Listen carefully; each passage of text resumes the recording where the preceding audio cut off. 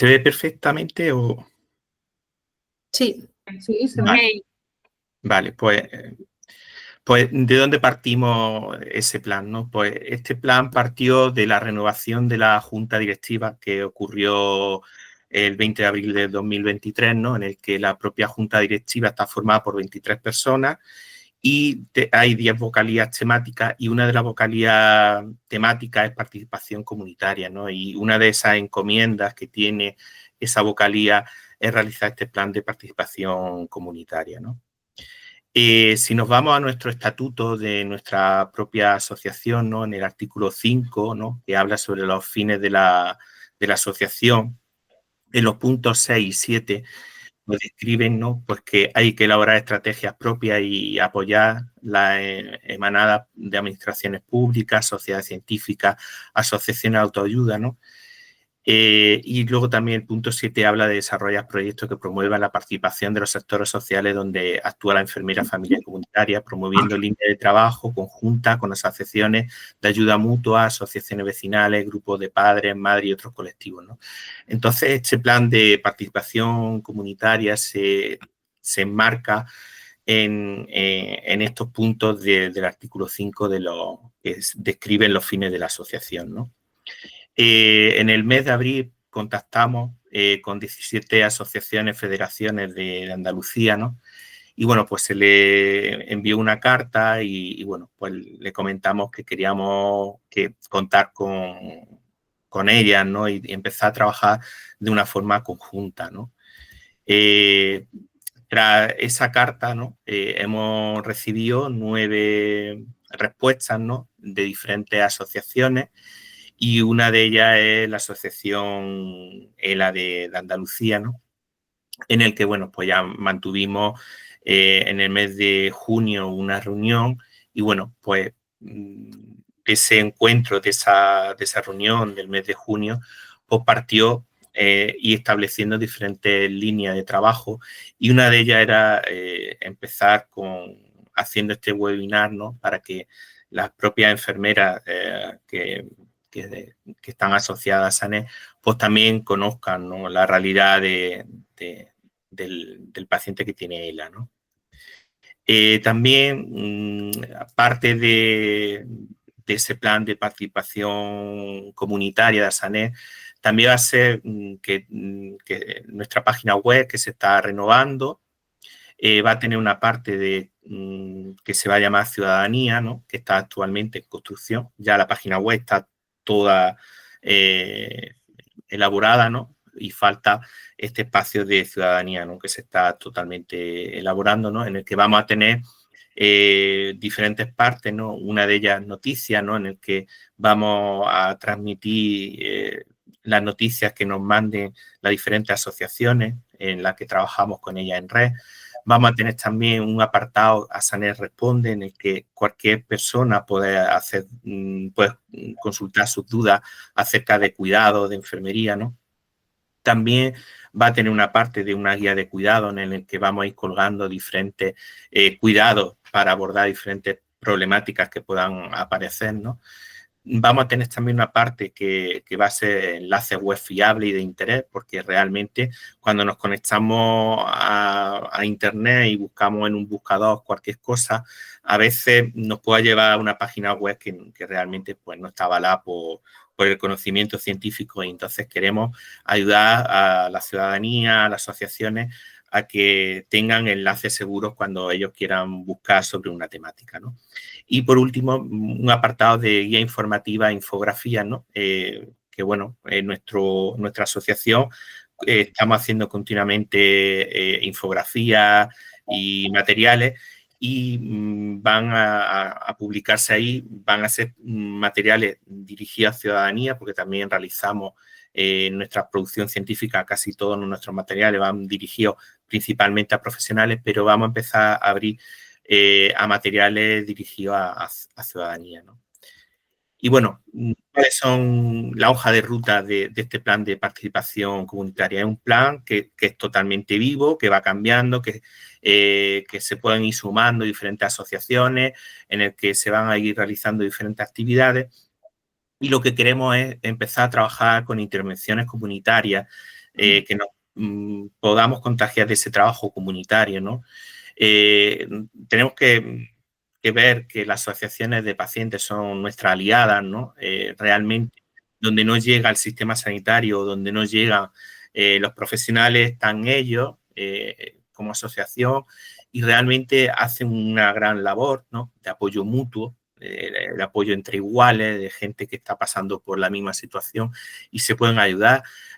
Ofertan servicios, ¿no? De logopedia, fisioterapia, ¿no? Que realmente muchas veces no está en la cartera de servicios del sistema público, y también ofrecen formación muchas veces entre iguales, ¿no? También tenemos que empezar a trabajar conjuntamente, ¿no? No trabajar los profesionales y por otro lado las asociaciones, porque realmente si sumamos podemos realmente promover la salud y el autocuidado haciendo más hincapié, ¿no? Sobre la propia ciudadanía, ¿no? Y tenemos que fomentar también el empoderamiento de la ciudadanía, ¿no? Dándole información y formación, ¿no?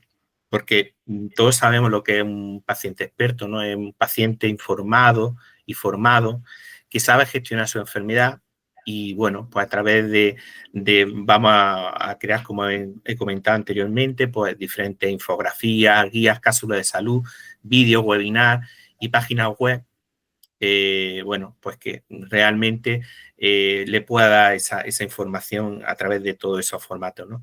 Y también es muy importante, ¿no?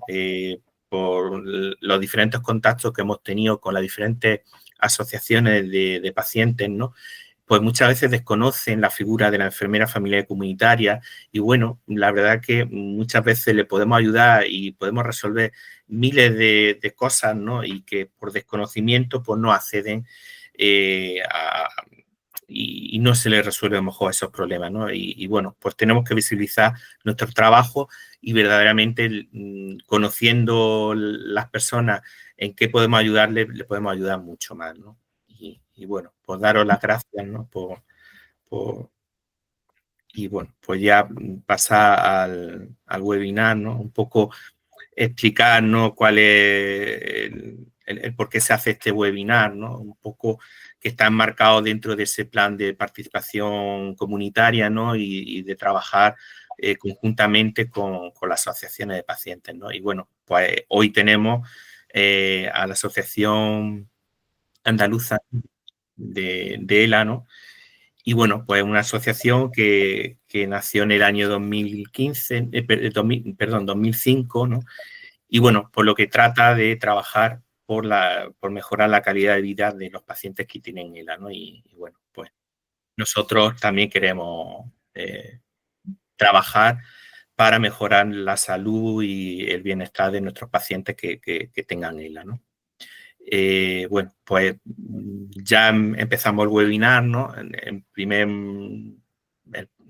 paso, ¿no? Es dar la bienvenida, ¿no? A Emilia Barros Cortés, ¿no? Que va a hablarnos, ¿no? De la introducción a la ELA, ¿no? Y el abordaje de las unidades multidisciplinares, ¿no? Emilia Barros Cortés es licenciada en Medicina, ¿no? Por la Universidad de Barcelona, se formó en neumología en el Hospital Virgen del Rocío, ¿no? Y posteriormente se doctoró en la Universidad de Sevilla, ¿no? Entre los años 1986 y 1992, pues promovió la creación del servicio de neumología en el Hospital Infanta Elena de Huelva, ¿no? Posteriormente vuelve al Hospital Virgen del Rocío, ¿no? Y creó la unidad de ventilación no invasiva del servicio de neumología del Hospital Virgen del Rocío, ¿no?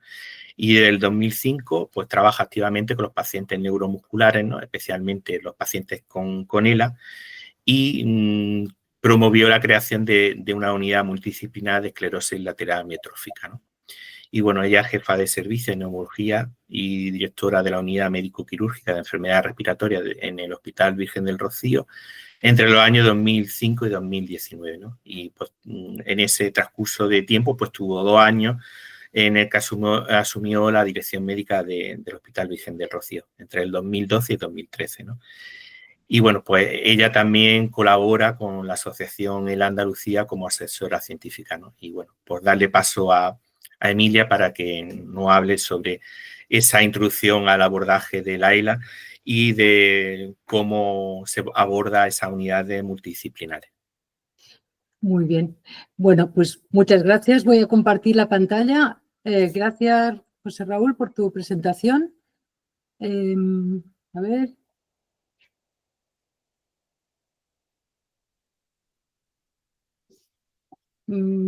¿Vale? ¿Me veis?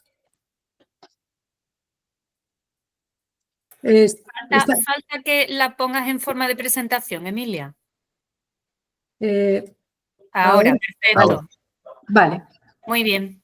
Bueno, pues nada, gracias por la presentación. Efectivamente, yo he estado muchos años en Virgen del Rocío, ahora llevo un año de feliz jubilación y colaborando con la Asociación de ELA Andalucía, porque realmente la ELA pues, ha sido una de los leitmotivs de toda mi carrera y es un placer seguir trabajando con ellos.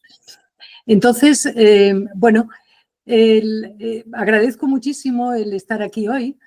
Yo creo que muchos de vosotros recordaréis, yo cuando cogí la jefatura del servicio, fue el boom de las unidades de gestión, que eso ahora ha quedado un poco más así. Pero bueno, los que os acordéis de eso, ahí hubo situaciones muy complejas, pero nos ha dejado dos cosas, yo creo, preciosas, ¿no? Una fue el trabajar codo con codo los equipos entre enfermería y la parte de médicos, ¿no?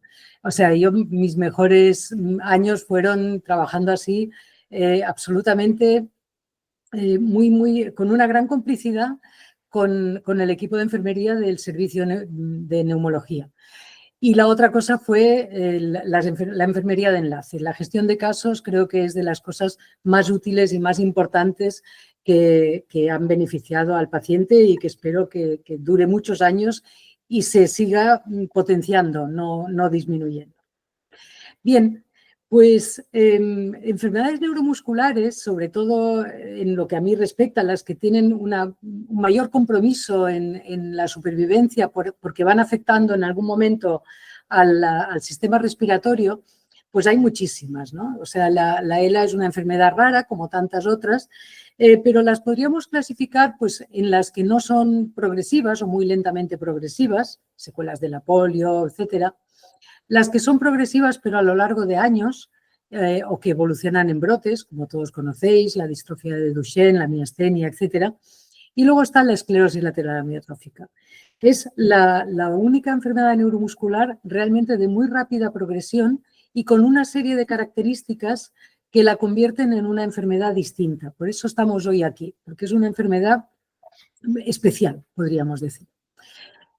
La ELA, seguro que, como sabéis la mayoría de vosotros, es una enfermedad del sistema nervioso en el que las neuronas van degenerando, tanto las neuronas de las superiores, que llamamos, que son las de la corteza cerebral, que afectan al movimiento periférico, como las que llamamos segunda neurona, que dependen del tronco del encéfalo y de la médula, y que son las que nos van a dar lugar a los síntomas vulvares. Ya ahora lo veremos. La cuestión es que es una enfermedad que en poco tiempo va afectando a muchísimas de las funciones del organismo. Afectan a la autonomía motora, a la comunicación, a la deglución, la respiración y de una manera que se va sumando en un relativamente corto espacio de tiempo. Hay una coletilla que sigue apareciendo incluso en los libros de texto y es que la ELA afecta a todos los sistemas motor, pero que preserva las funciones superiores. Eso ya hace muchos años que sabemos que no es así. Hay una forma incluso de presentación con lo que se llama demencia frontotemporal, que se da hasta en un 5% de los casos, pero además hay una serie de alteraciones cognitivas y conductuales mucho más frecuentes que se dan hasta en un 30% de los pacientes con ELA. Por lo tanto, sí hay una afectación de las funciones cognitivas. La cuestión es que, dejada su evolución natural, la ELA, la media de supervivencia es de 3 a 5 años y aparece, por eso se llama una enfermedad rara, porque se da la incidencia de 3-4 casos por 100.000 habitantes y con una prevalencia de 1 por cada 10.000. Digamos que en Andalucía debe haber Los registros son un poco variables, pero entre 700 y 800 casos que tenemos aquí. Hay un 5, un 10% de los casos de ELA que son de tipo familiar, de transmisión genética. Todos los demás son de transmisión esporádica, o sea que son formas esporádicas.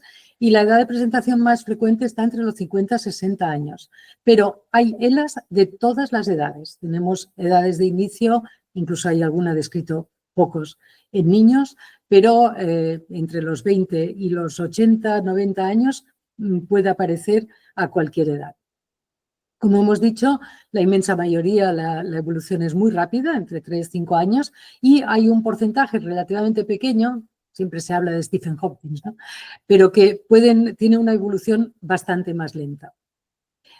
Una de las características de la ELA es que el diagnóstico hay que hacerlo prácticamente por exclusión, es decir, a medida que va apareciendo la clínica, que se van afectando distintas áreas motoras y que por eso es tan importante la sensibilización. Alguien piensa en ese posible diagnóstico y se deriva a un servicio de neurología, preferiblemente de experiencia neuromuscular, que entonces ya se pueden hacer las pruebas adecuadas para el diagnóstico.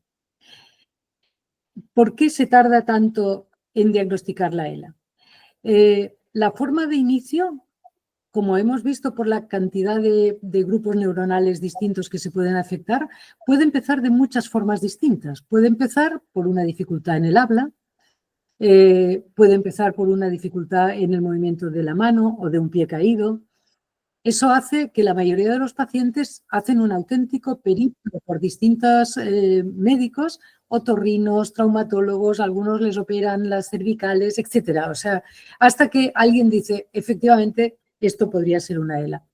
Por tanto, aunque hemos progresado, pero la demora media en el diagnóstico de la ELA sigue estando casi en un año, ¿vale? Eso hace que algunos pacientes reciban el diagnóstico ya casi como una especie de alivio, ¿no? De decir, bueno, ya sabemos a qué nos enfrentamos. Por tanto, en la ELA se ha intentado agrupar tipos de ELA que por su presentación y evolución van a tener unas características comunes.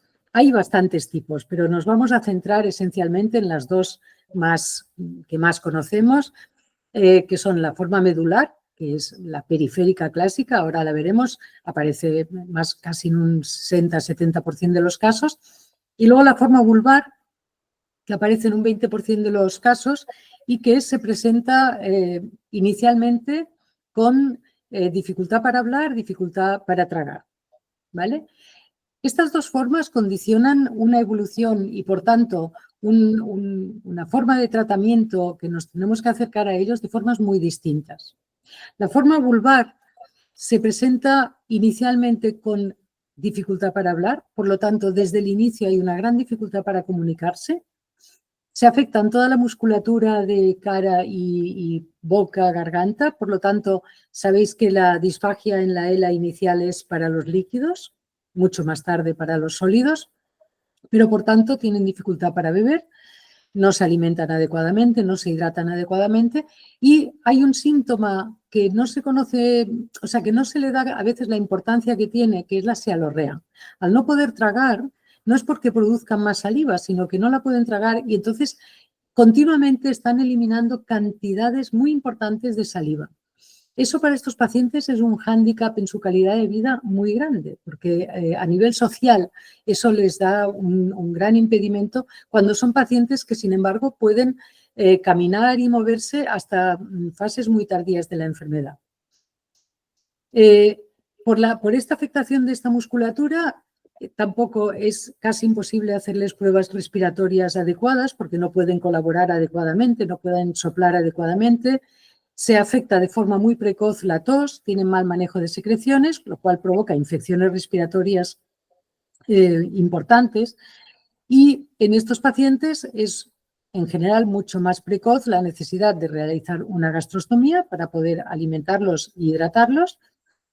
Es mucho más difícil hacer fisioterapia respiratoria y la adaptación a ventilación no invasiva cuando la necesitan, también la mascarilla es mucho más difícil que la toleren por esa dificultad de los músculos de la cara, de alrededor de la boca, que provoca muchas fugas.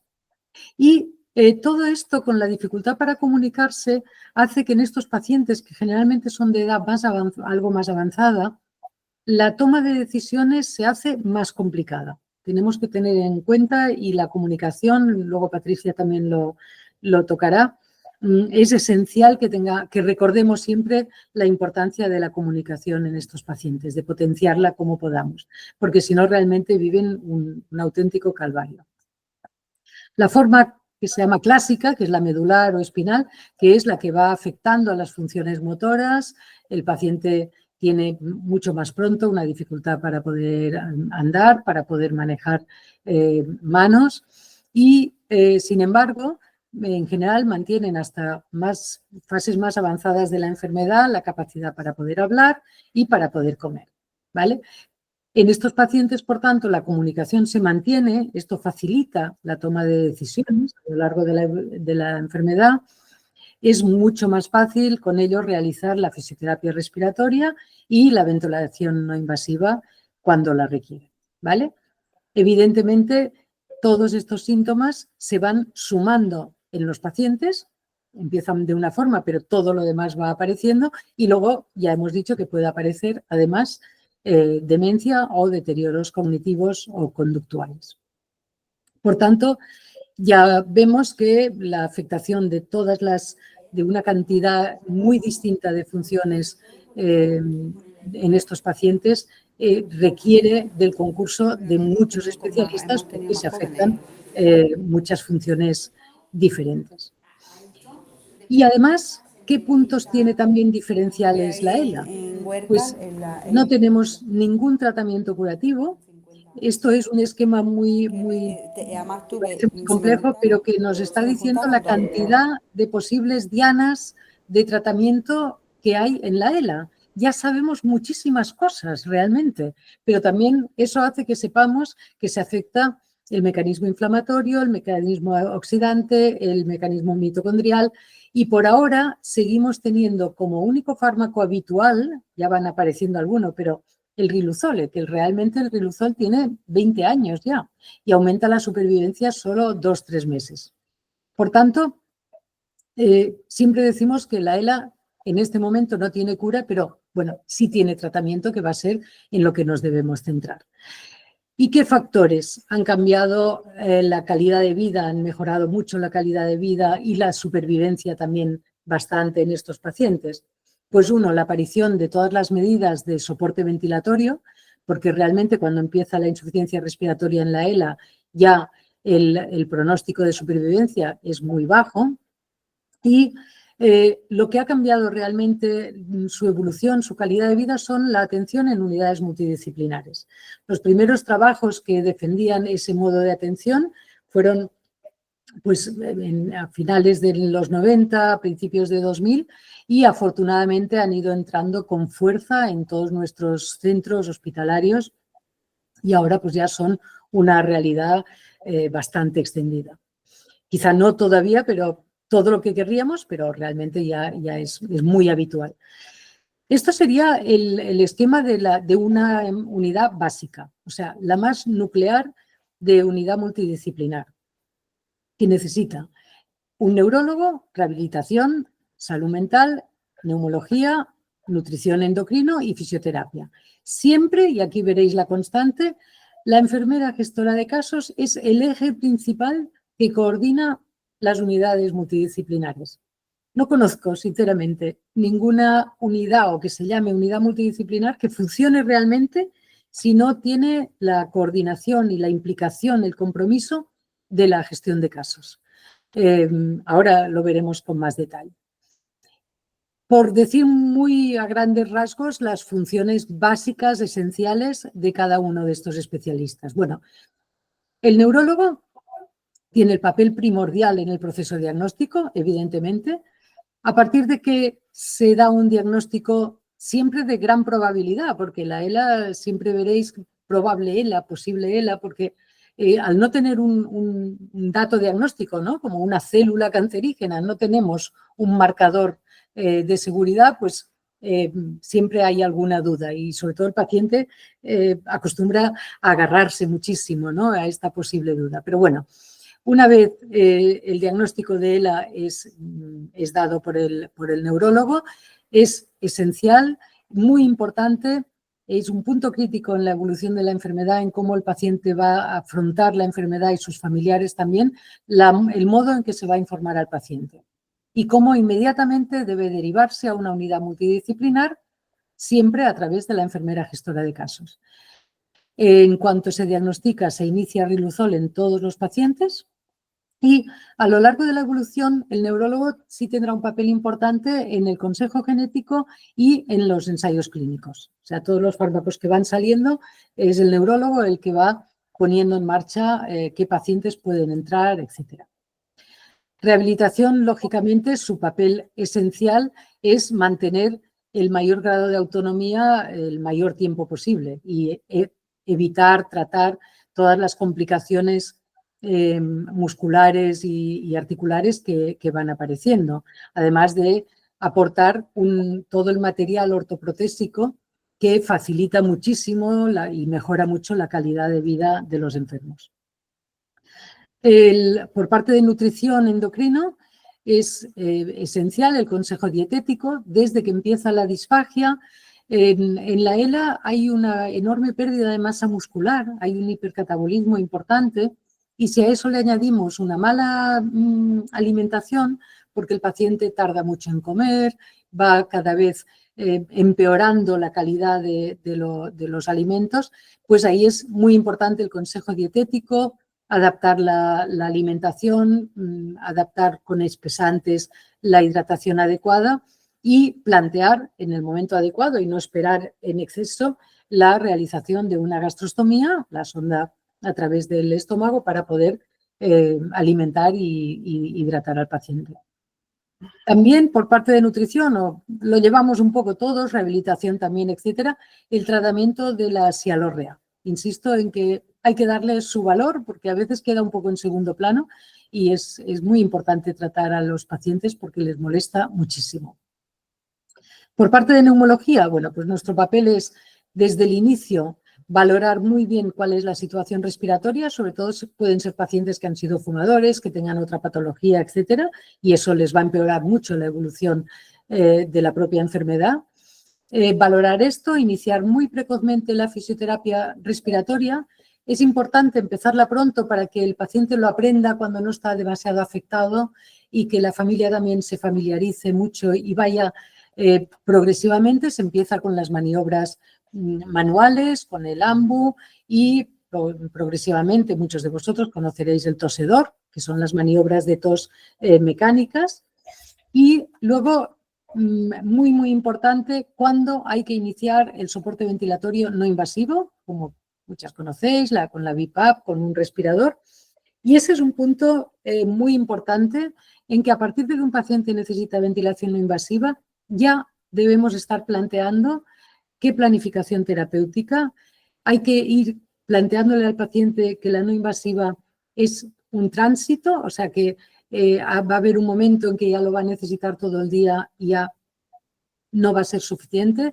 Y desde ese momento hay que ir planteando si el paciente va a querer pasar a realizarse una traqueotomía cuando la no invasiva no sea suficiente o vamos a pasar a tratamiento sintomático y paliativo, ¿vale?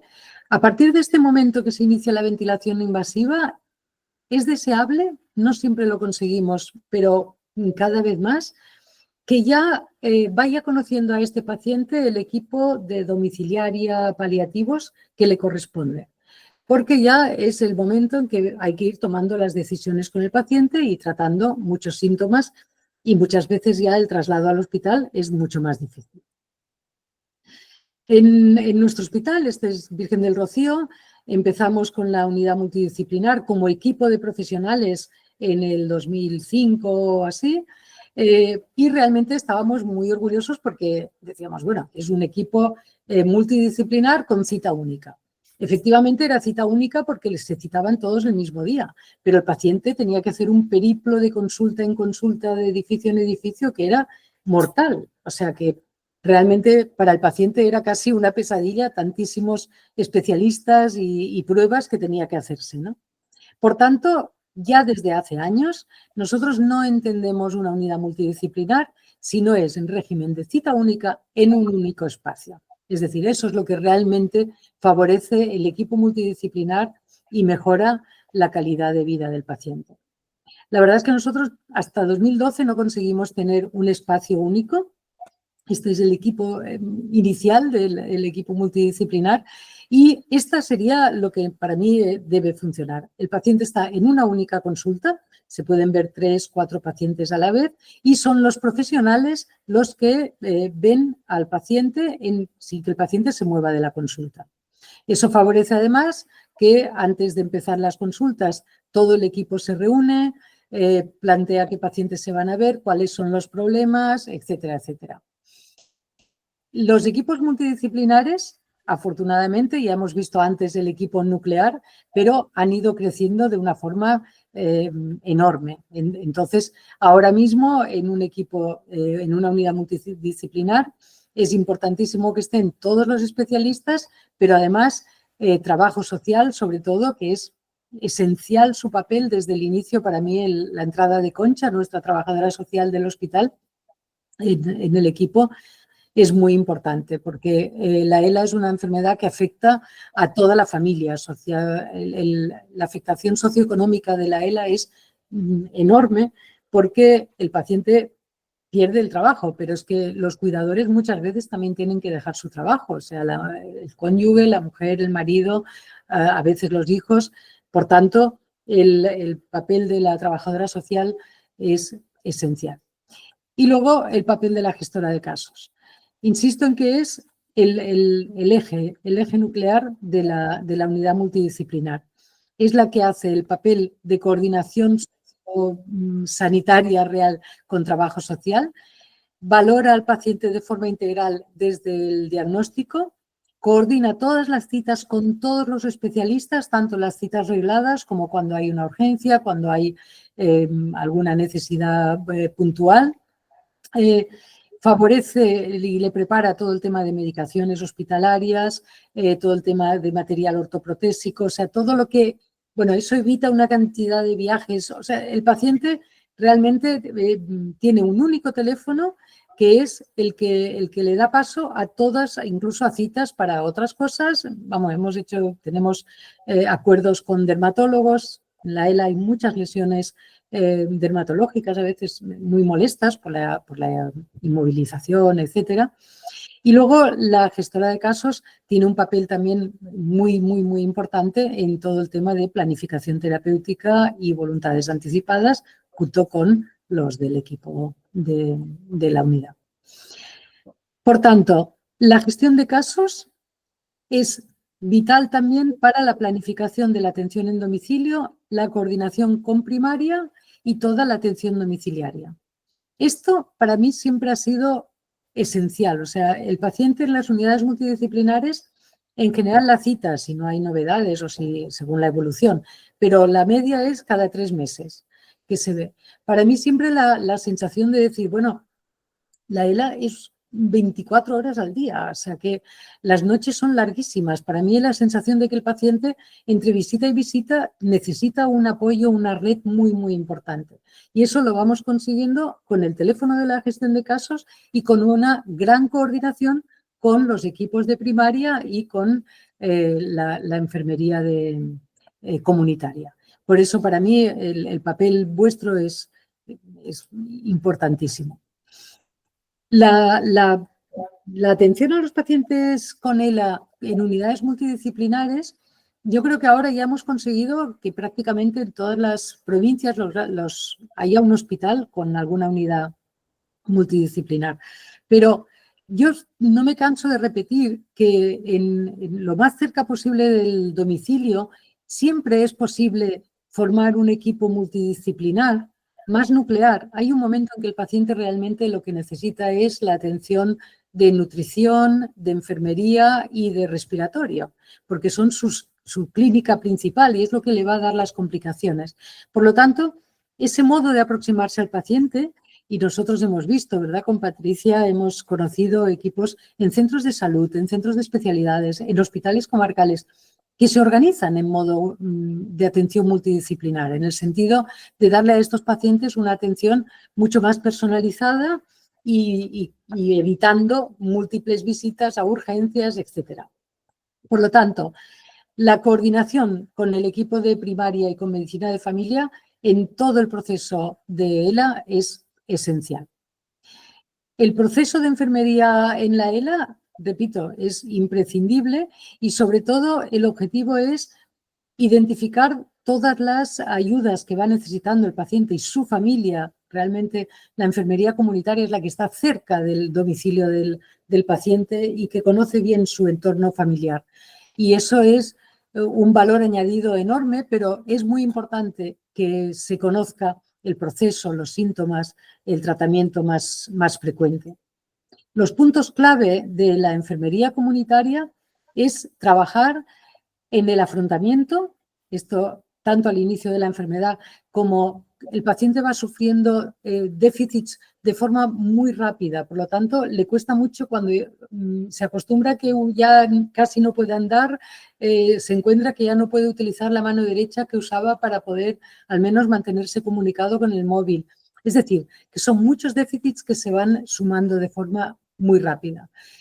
Por lo tanto, el afrontamiento, el tratar la ansiedad, los trastornos depresivos es muy importante de manejarlo. Los problemas respiratorios son los que pueden dar más complicaciones clínicas o hacer ir a urgencias más veces al paciente. Por lo tanto, es importante también que conozcáis lo más básico de la ventilación mecánica y de la fisioterapia respiratoria. La nutrición, ya hemos dicho lo importante que es valorar al paciente en su situación de deshidratación, de malnutrición cuando llega el verano, y todo esto empeora mucho la situación del paciente. Por lo tanto, la disfagia hay que tomarla muy seriamente y tratarla. El problema del estreñimiento en los pacientes con ELA, por la falta de líquido, por la inmovilidad y tal, es brutal, les da unas molestias enormes, hay que tenerlo también muy en cuenta y hacer planes de tratamiento estandarizados. La inmovilización es esencial, evitar las úlceras de decúbito y luego también tratar la alteración del patrón de sueño que tienen por esta causa. Y por último, que no menos importante, potenciar la comunicación con los pacientes que tienen, sobre todo ya hemos dicho, la ELA vulvar, y que produce un síndrome realmente de enclaustramiento del paciente, porque se va dando cuenta si no hemos puesto a tiempo las medidas para poder comunicarse. Afortunadamente tenemos ahora un gran arsenal, los lectores oculares, antes empezar por los paneles, las ayudas aumentativas de la voz, hay muchos programas, pero hay que conocerlos y hay que potenciarlos, ¿no?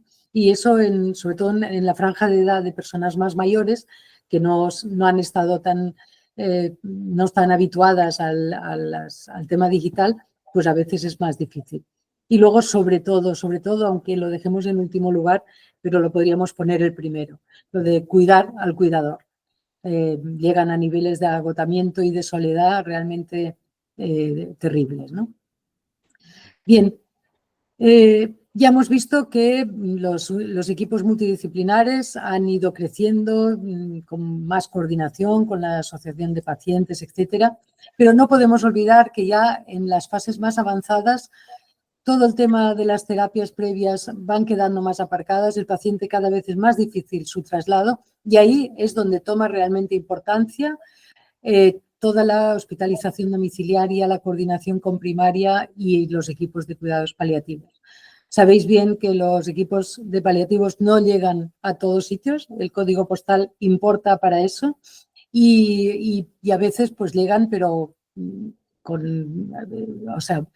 pocas veces, tardan en ir.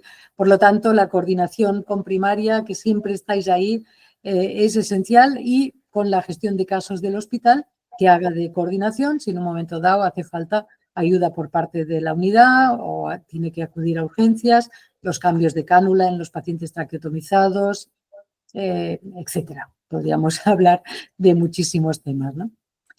Por tanto, hay muchísimos puntos de luz de apoyo a los pacientes con ELA. Hay muchísima gente que le dedica mucho tiempo y muy buenos profesionales, pero realmente tenemos que conseguir organizarnos muy bien para que el paciente esté realmente en el centro y los demás estemos adecuadamente coordinados para que realmente mejoremos su calidad de vida, ¿no? Y la calidad de vida del paciente está en su casa, con su familia. Nosotros ya en el Rocío ya hace tiempo, ya lleva como 2 o 3 años, que tenemos atención de neumólogos que van al domicilio, una neumóloga y la fisioterapeuta, y eso ha mejorado mucho en los pacientes grandes dependientes, los que están con traqueotomía y ventilación 24 horas, y también se están coordinando mucho con los centros de salud, con el equipo de primaria de los pacientes. Y bueno, que el hacer equipo consigue cosas, lo estamos viendo con la ley ELA, por fin se ha conseguido, creo que es la única unanimidad del Congreso que hemos visto en años, y sobre todo que no podemos pararnos. La ELA no admite demoras porque es que va muy deprisa y los pacientes necesitan toda nuestra colaboración. Estaré encantada de responder a todas las preguntas que queráis y muchísimas gracias por vuestra atención. A ver. Bueno, vamos a dar paso a la segunda parte del webinar, ¿no? que lo va a liderar Patricia García Luna, ¿no? Patricia García Luna, ella es psicóloga por la Universidad de Sevilla en el año 2001 y también es vicepresidenta de la asociación. Y bueno, pues la verdad que tiene bastante formación, ¿no? Y comunicaciones al respecto, ¿no? Damos paso a Patricia. Hola, buenas tardes. Primero, por supuesto, dar las gracias a SANEC por invitarnos, por interesarse por la ELA, porque realmente es una patología, como dice Emi, con grandes necesidades, muchísimas necesidades por parte de la enfermería comunitaria, porque efectivamente el paciente de ELA donde debe estar es en su casa. Quiero darle también las gracias a Emi por participar, por colaborar con la asociación. Yo creo que, además de crear la unidad multidisciplinar del Rocío, pienso que ha sido la madrina de muchas unidades en las provincias, de las distintas provincias que hay en Andalucía, porque cuando se creó la guía asistencial, pues se hizo un trabajo verdaderamente, yo diría que muy, muy importante en cada centro hospitalario para que nacieran estas unidades y nos diéramos cuenta que mejorábamos muchísimo la calidad de vida de los pacientes e incluso prolongábamos su vida, ¿no? Así que en ese sentido, muchísimas gracias. A mí me comentó Olivia que hablara sobre pues, el deterioro cognitivo en los pacientes de ELA. Yo tengo que aclarar que yo no soy neuropsicóloga, yo no me dedico a la valoración de déficit cognitivo en los pacientes de ELA, pero lógicamente estoy en la asociación, participo y es algo que he ido apreciando casi desde el inicio, que empecé la asociación hace 15 años. Yo voy a comentar hoy, voy a hablar un poco del impacto emocional que supone la enfermedad, lo que supone afrontarla. No podemos hablar de un perfil psicológico del paciente de ELA, pero sí podemos hablar de algunas características que comparten. Os voy a hablar de comunicación y, en último lugar, del deterioro cognitivo más importante, que es cuando podemos hablar de una demencia frontotemporal. Antes de todo esto, me gustaría comentar simplemente unas pinceladas de lo que la asociación aporta. Me ha encantado que Emi, dentro de todo ese grupo, ¿no? de personas que están alrededor del afectado, ha incluido la asociación de pacientes. Y me parece que realmente nosotros podemos aportar muchísimo como apoyo mutuo, pero no solamente como prestadores de servicios, sino realmente hacemos una labor de acompañamiento del paciente desde que empieza la sospecha diagnóstica hasta bueno, las decisiones últimas, ¿no? y las etapas más avanzadas de la enfermedad. Un tema que me gustaría comentar, que también Emi ha recalcado, es el enorme cansancio que tiene el paciente cuando recibe el diagnóstico de ELA. Hemos hablado de 12 meses, yo diría que cuando los pacientes son mayores y no son ELA vulvares, yo diría que casi 2 años en muchas ocasiones. Es cierto que cuando la persona pues debuta la ELA de una forma vulvar es muchísimo más llamativo y normalmente se reducen algo los tiempos de diagnóstico. No sé si Emi estará de acuerdo o luego ahora en las preguntas podemos hablar sobre ello.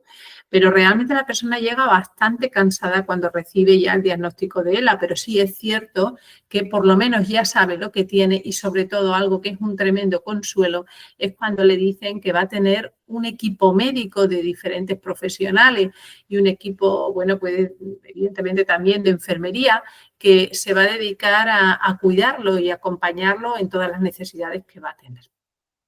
En primer lugar, me gustaría comentaros un tema, quizás el mayor reto que tiene el paciente de ELA es el reto de cambiarse. ¿Y por qué digo eso? Porque la ELA implica una dependencia total y absoluta. Y eso es algo que casi el paciente de ELA desde el inicio se le comienza a, bueno, simplemente cuando recibe el diagnóstico normalmente siempre pues se le comenta que tiene que pedir la dependencia, que tiene que pedir la discapacidad. Es decir, el paciente es muy consciente de que va a llegar a una situación total de dependencia. Y el mayor reto que tiene es cómo voy a abordar la dependencia total y sobre todo cuando son pacientes jóvenes. ¿Cómo me va a afectar eso al control que tengo sobre mi vida, al autoconcepto, a mi rol familiar, a mi rol como padre? Todo eso al final genera que desde el punto de vista psicológico tenemos que trabajar muchísimo para que el paciente modifique seguramente muchos patrones que tenía ya muy instaurados, ¿no? Y que ahora no le van a valer. En general, no se ha estudiado muchísimo qué variables ayudan a adaptarnos a la ELA, pero parece ser que estas 4 son las que más afectan sobre la capacidad que tenemos para adaptarnos a la ELA. La primera es el propio estilo de afrontamiento que tenemos cada persona a nivel individual, ¿no? Las necesidades, ¿no?, espirituales o existenciales que tiene la persona son muy importantes y son un gran apoyo. Hoy en día yo creo que hay una gran carencia en este sentido y es muy importante que los pacientes también tengan ese apoyo. El estado socioeconómico, porque como muy bien ha comentado Emi, esta es una patología que van a requerir pues muchísimos cuidados, van a requerir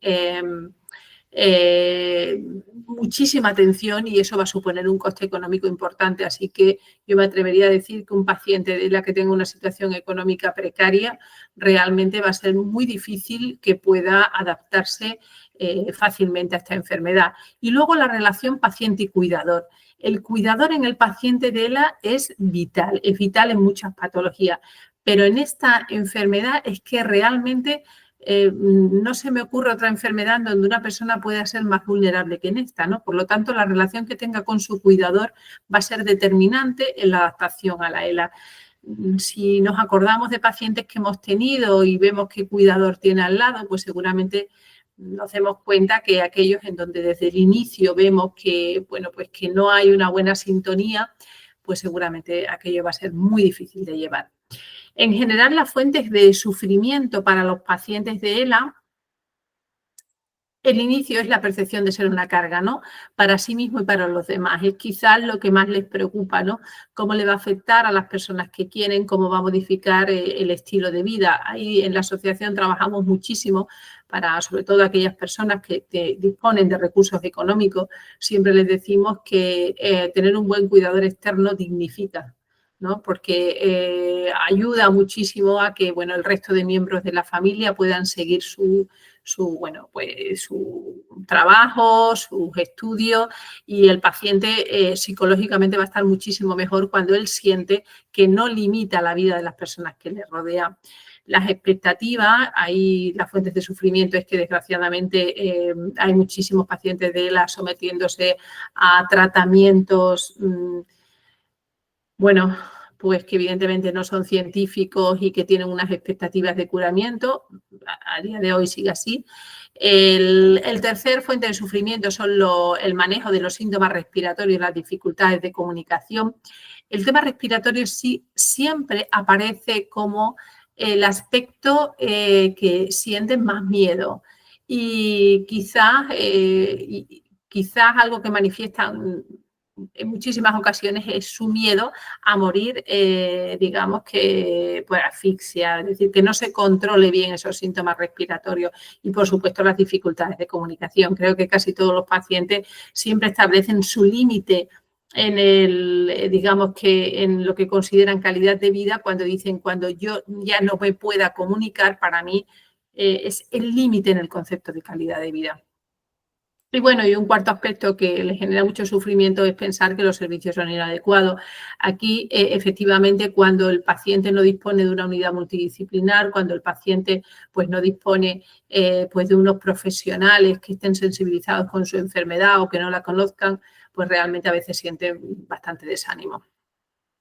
En general, el impacto en la vida y en el entorno del paciente, a mí lo que escucho más a menudo es en general el sentimiento que tienen, ¿no? de inutilidad, de realmente no poder aportar, ¿no? Muchas veces en casa, en la familia, y ese miedo a ser una carga. Y también es algo muy importante la pérdida de control, es decir, ellos a veces piensan cuando la situación avance, voy a perder el control sobre lo que deseo, sobre lo que quiero en mi vida, sobre lo que quiero hacer, ¿no? Y también nosotros en la asociación hacemos un trabajo casi desde el inicio, sobre todo las personas más jóvenes, que son las que, digamos, que no delegan, ¿no? Los pacientes mayores muchas veces delegan en sus hijos, pero las personas jóvenes en todo momento quieren tener el control sobre cómo quieren llevar su vida, sus voluntades vitales, y en ese sentido tratamos de ayudarlos muchísimo para que sepan abordar todas estas decisiones. En general, la atención, yo digo siempre que emocional, no tiene que ser por parte de ningún profesional de la salud mental. Por supuesto, la dais muchísimo desde enfermería. A veces soy el profesional que está más cercano al paciente, pues en el momento del diagnóstico, porque es en el momento en donde el paciente, digamos que está en un proceso de negación, pero por supuesto en la pérdida de capacidades. Aquí diría que muchas veces se le anima de forma muy precoz a cumplimentar las voluntades vitales anticipadas, y cuando estamos en un periodo de negación o de rabia se van a producir muchos sesgos, entonces no tiene demasiado sentido, ¿no? Correr tanto en el cumplimiento de las voluntades vitales, salvo que el paciente así lo desee, que en algunos casos desde el momento inicial lo quieren.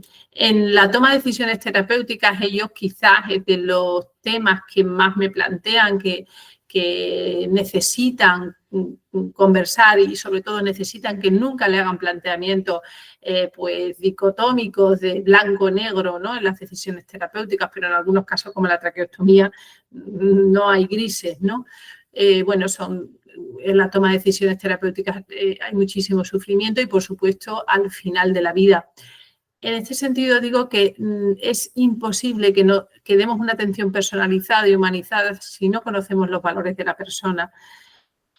Tenemos que conocer a la persona. Entonces, los cuidados paliativos, en nuestra opinión como asociación, digamos que deben estar presentes mucho antes de lo que suelen participar en la mayoría de las ocasiones, porque ya no les va a dar tiempo a conocer los valores de la persona, no les va a dar tiempo porque el paciente ya está en una situación tan avanzada, ¿no?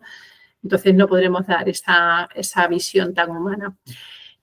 Os voy a hablar un poquito bueno, se hizo una recopilación de aquellas intervenciones psicológicas en pacientes de enfermedad de motoneurona y digamos, qué intervenciones habían sido más exitosas. En general, algo que después de hacer el análisis de los diferentes estudios se dio a conocer era que el inicio vulvar pues va a mostrar mayores niveles de ansiedad al paciente, porque efectivamente las capacidades que se van a ver limitadas van a generar mayores problemas sociales. Evidentemente, detrás de gran parte de nuestra salud mental está un problema social. Y la incapacidad para hablar, efectivamente, sí alorrea la incapacidad para comer, ¿no? Para poder compartir pues, comida con conocidos, amigos o familiares. Entonces, nosotros siempre decimos que las ELAs de inicio vulvar quizás deberían de tener una intervención psicológica, bueno, pues del momento, desde el inicio, porque realmente ya el paciente, digamos que tiene bastante sufrimiento cuando debuta. Por supuesto, el apoyo psicológico debe ser continuado en todo el proceso de la enfermedad. Yo doy aquí unos porcentajes mayores que ha dado EMI, los he sacado del último artículo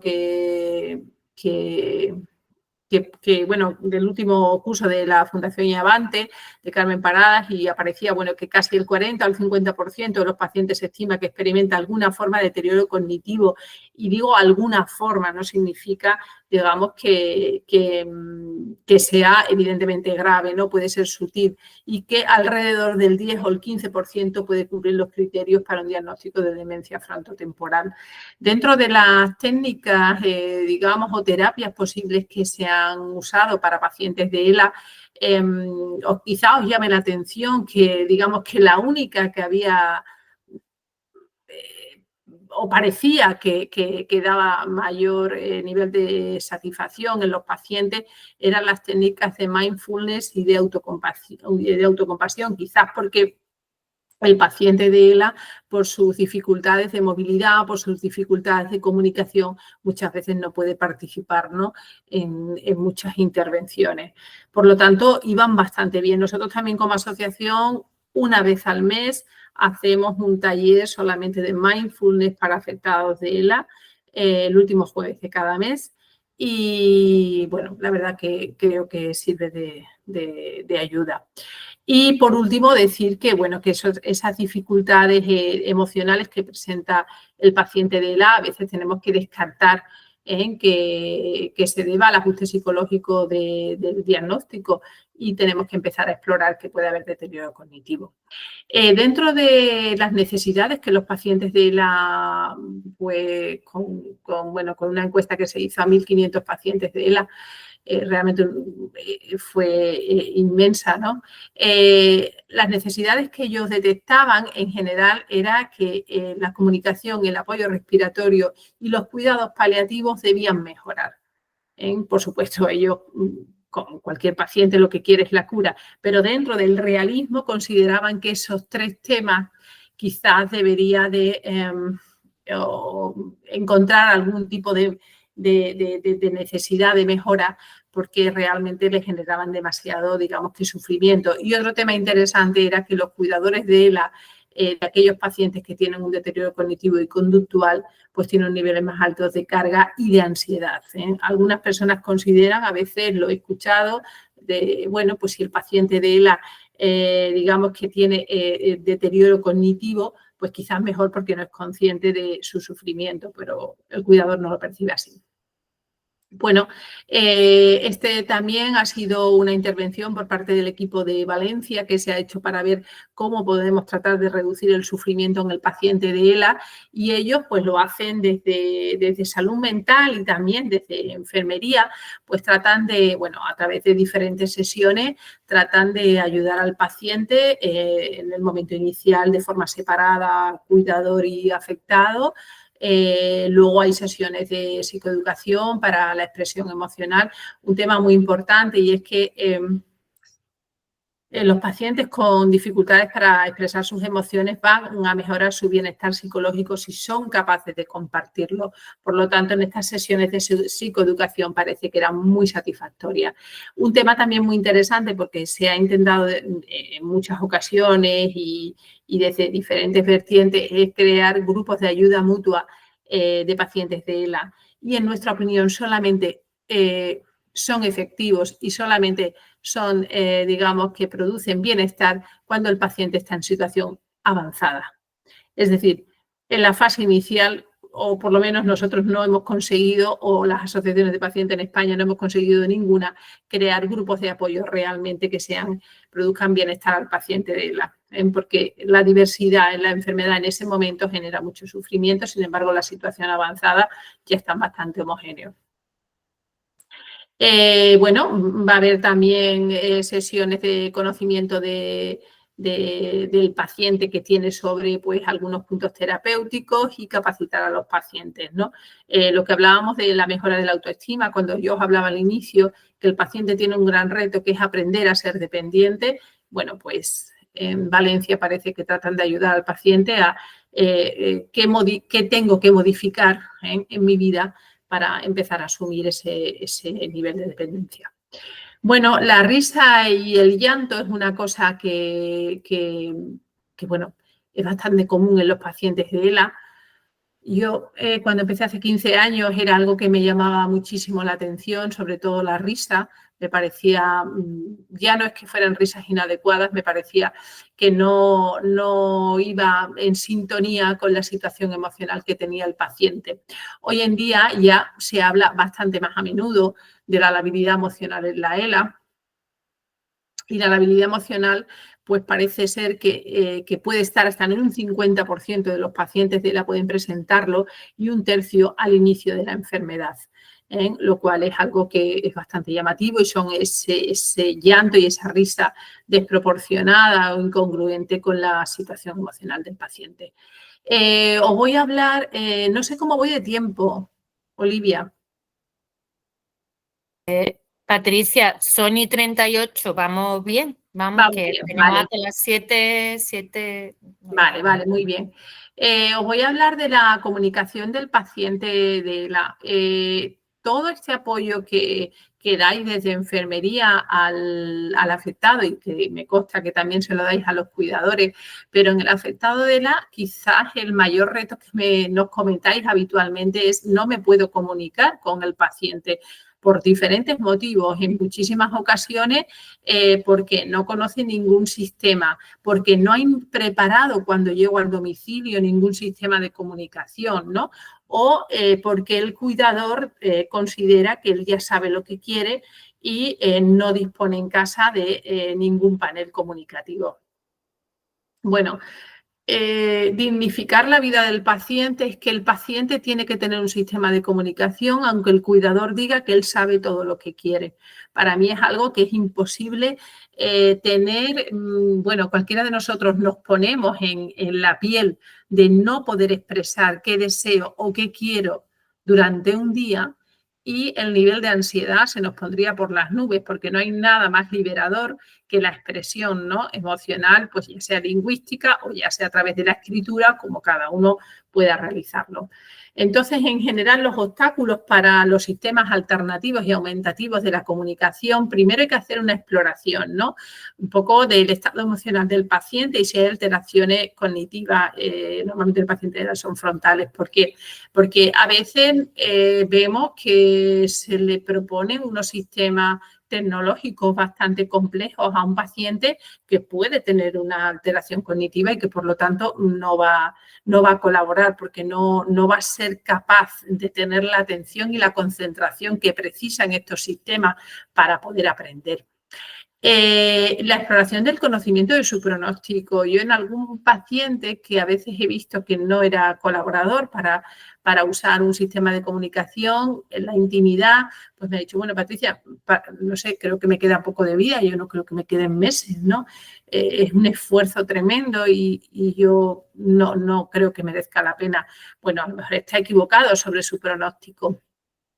Evaluar los deseos de la persona.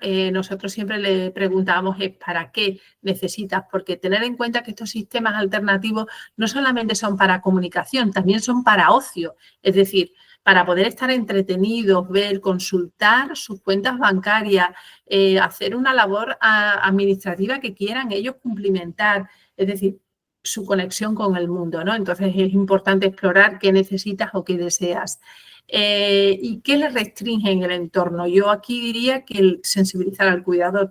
Yo tengo bastantes casos en donde el cuidador no estaba sensibilizado de la importancia que era que el familiar estuviera conectado y comunicándose, ¿vale? Y luego el entrenamiento. Como asociación actualmente ya disponemos de una persona que hace un entrenamiento que tiene que ser virtual, no puede ser en el domicilio, pero que sí ayuda al paciente y al cuidador a resolver todas las dudas sobre esos sistemas de comunicación. Y por último, facilitar el sistema. Actualmente la sanidad pública ya prescribe los ratones oculares y deben de cumplir unas condiciones físicas para que se les dispense. A veces, si está en un estado todavía muy precoz, es que tampoco el paciente lo quiere, ¿no? En general, decir que los sistemas de comunicación con el paciente de ELA, si el estado emocional lo permite, pues cuando antes empiecen mejor. Porque realmente van a estar muy habituados. Por ejemplo, la aplicación para la comunicación alternativa, que es el CRIP3, que es un software, nosotros ya lo estamos recomendando en las ELAs vulvares desde el momento inicial, porque luego va a ser el sistema que usen en el ratón ocular y ya así pues empiezan a usarlo en el móvil o en la tablet que tengan en casa, ¿no? Valorar el SAP más adecuado. ¿Y por qué digo esto? Va a haber un sistema de comunicación para cada momento de su día. Habrá cosas muy tecnológicas y ahora os voy a enseñar una foto que fue del otro día en un domicilio de las cosas más, paneles más sencillos, ¿no? Pero bueno, como me dicen los enfermos, cuando estoy en la ducha no voy a tener el ordenador encendido, ¿no? O cuando estoy en mitad de la noche. ¿Vale? Es importante buscar la motivación. Nosotros tratamos siempre de indagar qué es lo que desea. Algunas personas, por ejemplo, he tenido algún chico que es decir, escribir algún tipo de carta de despedida para mis hijos, quiero dejarla escrita cuando ellos sean mayores, es decir, qué desea. Hace falta tiempo, hace falta paciencia y una cosa súper importante que nosotros pedimos, por lo menos 2 personas en casa sepan usar esos sistemas alternativos de comunicación, porque si esa persona falla ya no puede, por ejemplo, calibrar el sistema. En general, la comunicación es algo que, esto no es ELA específicamente, pero tener siempre o intentarlo, tener un tablero, no sé si desde enfermería incluso podéis tener unos tableros alfabéticos mínimos cuando acudéis a un domicilio, porque ahora os voy a enseñar el que todos los pacientes de ELA normalmente tienen por casa, que es el básico. Y sobre todo una cosa que el paciente de ELA me dice siempre, por favor dedicarnos tiempo porque normalmente nos hacéis 2 preguntas a la vez y cuando estoy respondiendo una ya habéis cambiado de tema, ¿no? Y entonces ya no puedo seguir el ritmo. Tenemos en la asociación una guía de comunicación y autonomía en la ELA. Sí os diría que nosotros vamos actualizando, porque ya sabéis que a nivel tecnológico esto es algo que cambia continuamente. De hecho, nosotros nuestros sistemas de préstamo de ratones oculares cambian tanto que son el sistema de renting, porque digamos que van cambiando en meses, ¿no? Es decir, ya ni siquiera los compramos, los tenemos simplemente en alquiler para los pacientes. Como os comentaba, esto fue el otro día en un domicilio con un paciente con traqueotomía que tiene un ratón ocular, pero sin embargo, cuando no tiene el ratón ocular y él puede mover esa pierna, usa ese tablero que cualquiera que lo vea dice uno, bueno, madre mía, ¿no? Qué dificultad, ¿no? Pero claro, tener en cuenta que esto es algo que o lo señala él o el cuidador debe tener la destreza para estar indicándole consonante o vocal.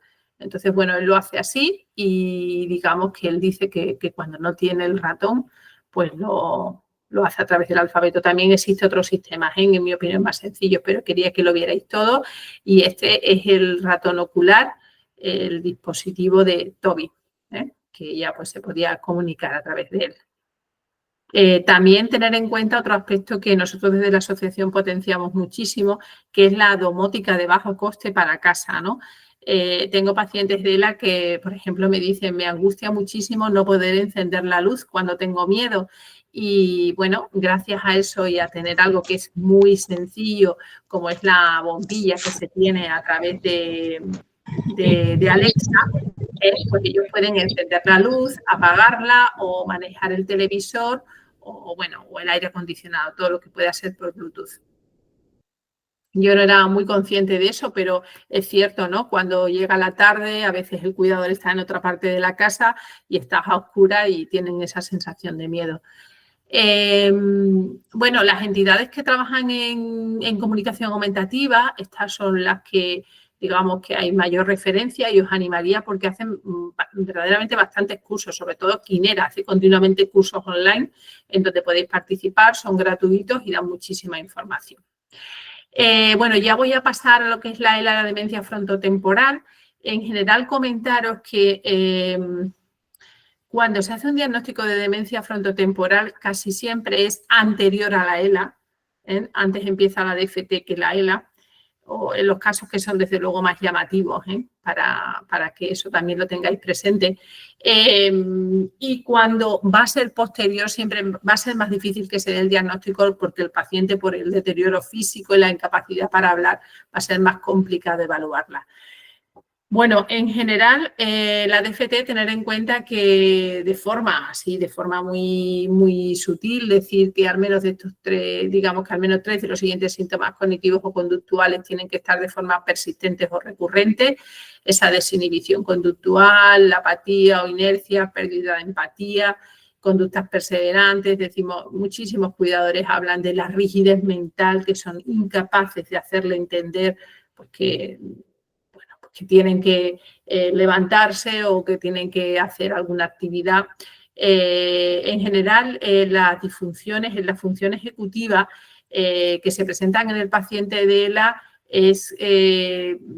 se diferencian de otras demencias porque ellos conservan, ¿no?, esas habilidades visoespaciales y conservan pues, la memoria. Existen escalas para evaluar el déficit cognitivo y conductual en la ELA. Digamos, lo difícil es conseguir que ellos colaboren, ¿no?, en la participación de estas escalas, que en muchísimas ocasiones por esa apatía, que es quizá el rasgo más común cuando aparece este deterioro cognitivo importante, pues se niega a realizarlas. La ELA y el deterioro cognitivo, me gustaría comentarlo que puede haber, evidentemente, hasta 5 formas de variantes que nos podemos encontrar. Por supuesto, hay ELA sin ningún tipo de alteración cognitiva ni conductual, y es la mayoría, ¿no? Pero también tener presente que puede haber ELAs con alteraciones cognitivas leves, ¿no?, que son esa disfunción ejecutiva y del lenguaje. Yo me encuentro pues muchísimos cuidadores comentándome que sus parejas son personas con una capacidad intelectual maravillosa, perfecta, y ahora son incapaces simplemente pues de manejar el ratón ocular, lo cual es algo que les llama muchísimo la atención. Hay algunas ELA con alteraciones conductuales leves, como es esa apatía, que, muchísimos cuidadores seguramente os refieren que el paciente de ELA lo ven tremendamente apático, lo ven incluso ausente y consideran que todo es a causa de la depresión. Y, pues pérdidas de empatía, falta de flexibilidad mental. Yo he tenido, además, es algo que quizá es muy importante que para los cuidadores, sobre todo, porque ellos ven cuando un profesional les descubre que su familiar puede ser que tenga un deterioro cognitivo o conductual, ya no justifican la conducta de los pacientes de ELA por ser egoístas o porque no aprecian al cuidador, sino lo ven como una víctima más, como un síntoma más de la enfermedad. Por lo tanto, la mirada del cuidador es diferente ya a ese afectado. Por lo tanto, para nosotros como asociación reivindicamos muchísimo que si el profesional detecta que esto puede estar pasando, se lo haga saber al cuidador, porque realmente, como dicen ellos, me ayuda a afrontar esto de otra manera, ¿no? Ya sé que no es porque es egoísta o porque ya no me aprecia. Hay ELAs que tienen los 2 tipos de alteraciones y luego está la demencia frontotemporal propiamente, quizás es muy, muy llamativa, ¿no? En general, la comunicación cuando el paciente tiene DFT, quizás lo que yo recomiendo más, sobre todo, es la paciencia, no tener prisa y no preguntar más de una cosa a la vez. Esto es súper importante, ¿no?, con ellos, ¿no? El contacto con la persona y sobre todo disponer, cuando ya el paciente a nivel de lenguaje lo tiene muy limitado, nosotros tenemos muchísimos paneles con pictogramas, ¿no?, porque es complicado que puedan escribirnos una frase. En resumen, os diría que hasta un 50%, hasta un 50%, decía en este artículo y en la guía asistencial de ELA, pueden llegar a tener en diferente grado alguna afectación cognitiva y conductual, y yo precisamente creo que hace unas semanas volví a ver un artículo en prensa donde decía que no tienen mermada ninguna capacidad cognitiva. Eso es una cosa que en el Día Mundial lo oigo en todos los medios de comunicación, incluso lo escuchamos en el Parlamento de Andalucía cuando hablaron sobre la ley ELA. Y hasta un 10 o un 15 pueden, digamos, cumplir los criterios para DFT. Los cambios neuropsiquiátricos preceden a los síntomas motores cuando estamos hablando de demencia frontotemporal. De hecho, en los pocos casos que tenemos de DFT escrito, digamos, en su informe clínico, los cuidadores me transmiten que efectivamente ellos veían unos cambios de conducta y de personalidad en sus parejas antes de que empezaran las caídas o los síntomas físicos. Esas alteraciones no son provocadas por la depresión o ansiedad que puede llevar el momento del diagnóstico, y algo que no se ha demostrado de forma definitiva, pero que los pacientes del fenotipo vulvar parece ser que tienen más incidencia de afectación cognitivo-conductual, los que debutan de forma vulvar, aunque no se ha demostrado, ¿no? Pero sí se ha sugerido. Existe esta guía para cuidadores que, bueno, es una guía muy sencillita, es verdad que creo que tiene 45 páginas, es decir, de muy fácil lectura, pero da algunas recomendaciones para entender el comportamiento, porque la demencia frontotemporal en la ELA hay muchos cuidadores que cuesta creerse que realmente tengan esa alteración, ¿no? Porque siempre me dicen, bueno, yo en algunas cosas lo veo muy sensato, ¿no? Tenemos muchas guías de todo tipo que pueden beneficiar al paciente también, y simplemente ya para terminar os quiero comentar que en la asociación pues siempre tenemos unos retos que son sociosanitarios. Nuestra función desde el minuto 1 que se creó fue conseguir estas unidades multidisciplinares. A día de hoy es que estén dotadas por todos los profesionales que son necesarios bueno, para dar la mayor calidad de vida posible, y sobre todo pues los apoyos sociales, que esta es una enfermedad con un desgaste social importantísimo para todos los familiares y cuidadores que están alrededor. Y os dejo ya para terminar pues los servicios de la asociación. En nuestra web podéis encontrar pues bueno, digamos que todo lo que hacemos, a todo lo que nos dedicamos, y bueno, y siempre estaremos encantados de poder ayudar a cualquier paciente. Aquí os dejo mis datos por si alguien hoy no le sugiere ninguna duda, pero en un futuro tiene un paciente de ELA, pues este es mi móvil y mi mail. Muchísimas gracias.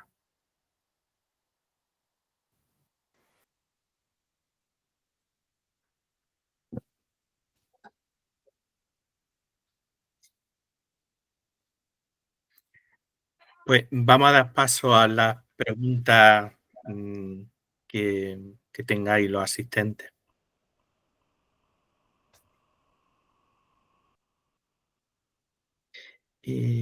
Ha levantado la mano enfermera gesto de caso Virgen del Mar.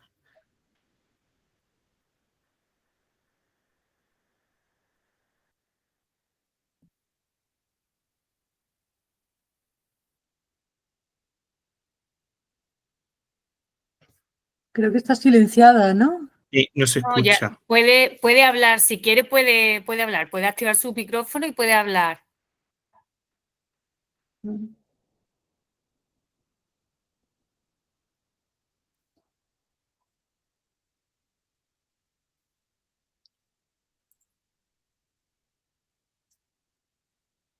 ¿Puedes?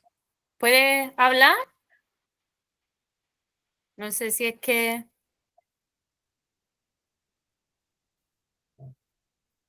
Me parece que Rosa Campos también había levantado las manos, ¿o no? Pues no sé, Rosa, si quieres... No sé quién había, o no, avisa a otra persona, yo no lo sé. Es que sí si... que hay una No. mano levantada, pero no sé si ha No había sido levantado la mano exactamente, pero... No había levantado la mano exactamente, pero bueno, me gustaría participar dando un poco mi aportación, si os parece, mientras la compañera habla. Yo soy Rosa Campos, soy enfermera gestora de casos comunitaria. Yo trabajo desde atención primaria en un pueblo que se llama Marchena, de la provincia de Sevilla. Y tengo algunos pacientes, conozco a Patricia por el teléfono, de haber hablado con ella en alguna ocasión. Y la verdad que estoy como recién llegada, llevo poco tiempo, 1 año y pico en primaria. Y sí que me gustaría dar el matiz de esta falta que yo he notado o apreciado, como el otro lado, donde yo creo que tenemos que impulsar un poquito más el conocimiento de la enfermedad de ELA, porque al fondo lo que estamos trabajando, y se ha hablado durante toda la sesión, es de que el paciente donde está mejor es en su domicilio. Y es allí donde yo creo que nos falta formación desde atención primaria para aportar todos los recursos que el paciente necesita ahí donde él quiere estar, en el fondo. Entonces, yo veo que yo desde mi punto de trabajo, no desde mi situación como gestora de casos, estoy intentando trabajar un poquito esto, ¿no? Con mi paciente, trabajando en conexión con la enfermera gestora de casos de Virgen del Rocío, ¿no? Que es la que nos toca como hospital de referencia en el traspaso de pacientes con ELA. Hemos hecho ya algunas cositas en la transición y ahí es donde yo ando un poco trabajando y quería pues eso, dar esta aportación que creo que es el paso más que nos falta para conseguir envolver un poco todo este trabajo que se ha hecho desde la unidad multidisciplinar, que creo que es magnífico, pero nos falta como complementarla así, ¿no? Trabajando desde primaria para que el paciente pueda tener en su domicilio pues todo lo que precise y lo que necesite. Y es verdad que son demandantes de recursos, mucha cantidad de recursos en muy poco tiempo. Entonces, me ha gustado mucho esto de que no admite demora, tenemos que trabajar, tenemos que formarnos, hay mucho miedo desde la atención primaria, desde la enfermería. Es verdad, porque son pacientes desconocidos, con mucho aparataje, ¿no? Que es lo que me transmiten a mí mis enfermeras, ¿no? De cupo, que les cuesta trabajo abordarlo y ya está. Creo que ese sería el reto y yo desde mi postura, pues ayudar en lo que sea necesario y trabajar en equipo. Ya está, gracias, solo era eso. Muchas gracias, Rosa. Rosa, ¿qué tal? Encantada de verte. Sin duda, todos los pueblos tenéis un reto enorme. Primero porque el paciente, es verdad, donde está bien es en su domicilio, pero es que tenéis lejos, los paliativos a veces no llegan, domiciliaria no está bien establecida, etcétera. Yo sí te invito, si no lo conoces, que va a ser otra vez en febrero o marzo, llevamos varios años que de la Consejería de Salud y con colaboración con IAVANTE hacemos un curso online y cada vez ese curso se ha ido completando. La verdad es que son como 5 semanas. Yo admiro mucho porque requiere trabajo, pero ahí estamos un equipo enorme, Patricia también está, y ponemos al servicio, o sea, primero, es muy interactivo, o sea, que estamos los tutores con todas las preguntas en cada uno de los temas y luego ponemos pues todo el material, muchos vídeos y muchas cosas. Yo creo que la gente en general lo valora bien y bueno, es un tiempo que tienes que dedicar, pero bastante completo. Hacemos toda la visión de todo, nutrición, rehabilitación, todo. Si puedes, te apuntas este año y estaré atenta. Estaremos encantados, ¿vale? Se abrirá, gracias, supongo, pronto. Sí, vale. Y sobre todo en la etapa final de la enfermedad, que evidentemente es totalmente domiciliaria, ahí es donde existe, yo creo que todavía mucho por mejorar, porque la primaria, evidentemente, es los que van a estar al lado, sobre todo en zonas rurales, y bueno, el duelo no se va a vivir igual por parte de los familiares cuando se gestiona bien o cuando no se gestiona bien. Entonces yo creo que esos cuidadores, además, después de ese esfuerzo que han hecho, se merecen un final, bueno, acorde a cómo se han comportado, ¿no? Y de verdad que sí, que el final de la ELA todavía hay muchas situaciones en donde están bastante solitos.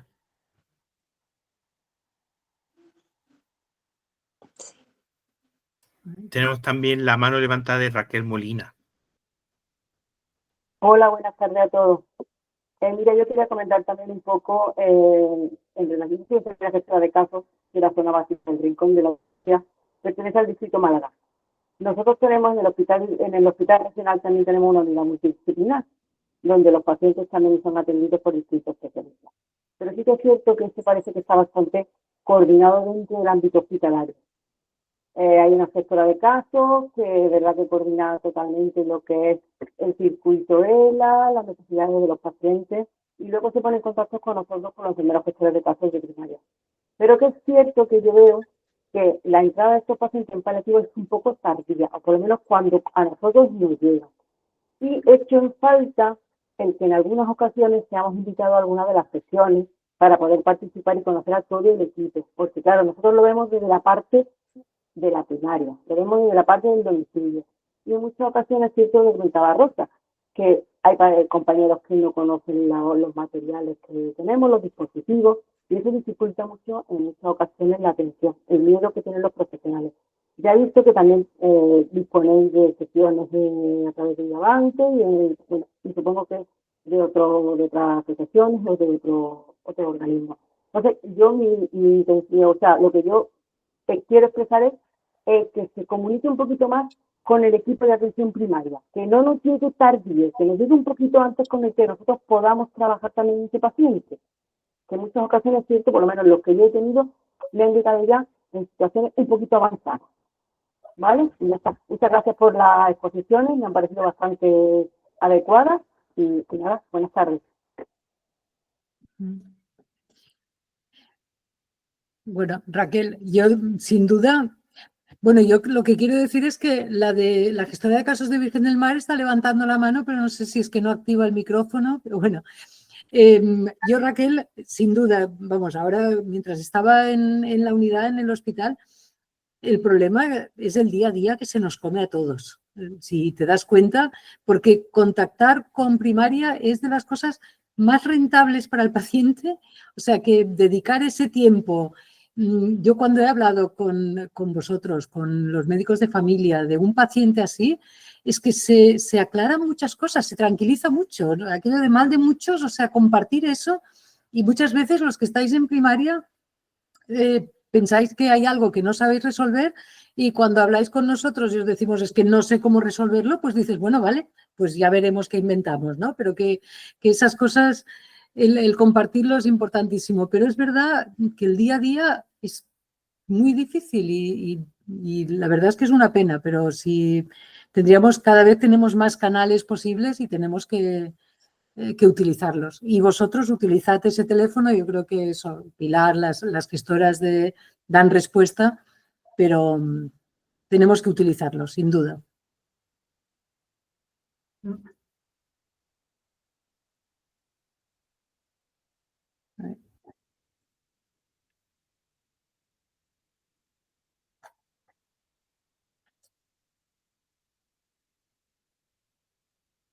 ¿Había alguien más, no?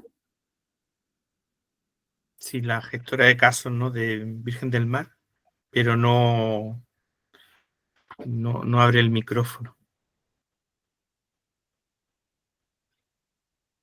Mira, si no puede, a lo mejor por alguna cuestión, Del chat, ¿no? pues que lo puede hacer por el chat si quiere, ¿vale? Estamos ya en el último minuto.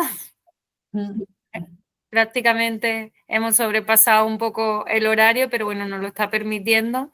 Si quiere comunicarse por el chat, no sé si hay alguna cuestión más, alguna cosa más que queráis compartir.